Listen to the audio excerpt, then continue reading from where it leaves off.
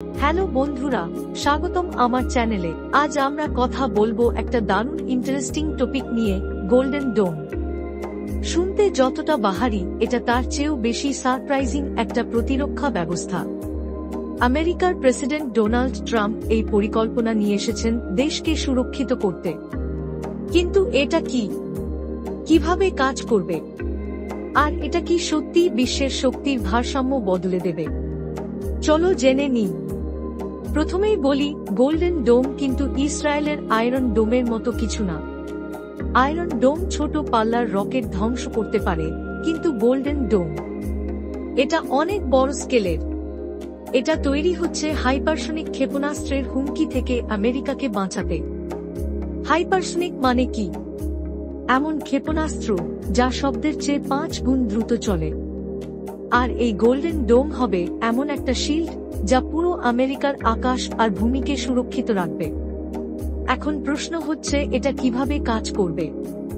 এটা কিন্তু স্যাটেলাইট ভিত্তিক একটা সিস্টেম।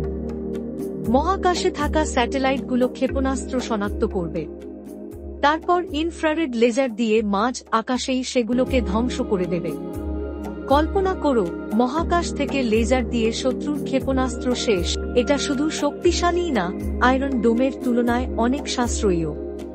ট্রাম্প এই প্রকল্পের জন্য কংগ্রেসের কাছে বিশাল বাজেট চেয়েছেন, আর মাত্র 60 দিনের মধ্যে প্ল্যান চূড়ান্ত করতে বলেছেন। কিন্তু এত বড় প্রজেক্ট কেন? কারণ আমেরিকার সামনে এখন ভয়ঙ্কর হুমকি।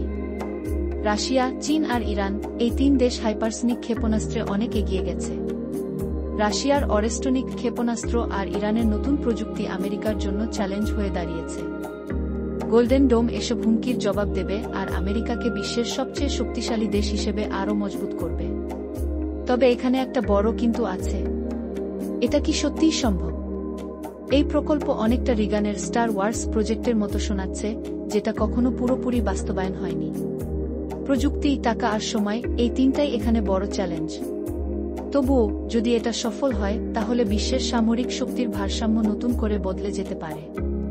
তো বন্ধুরা, গোল্ডেন ডোম নিয়ে তোমাদের মতামত কি? এটা কি আমেরিকার নিরাপত্তার ভবিষ্যৎ, নাকি শুধুই একটা বড় স্বপ্ন?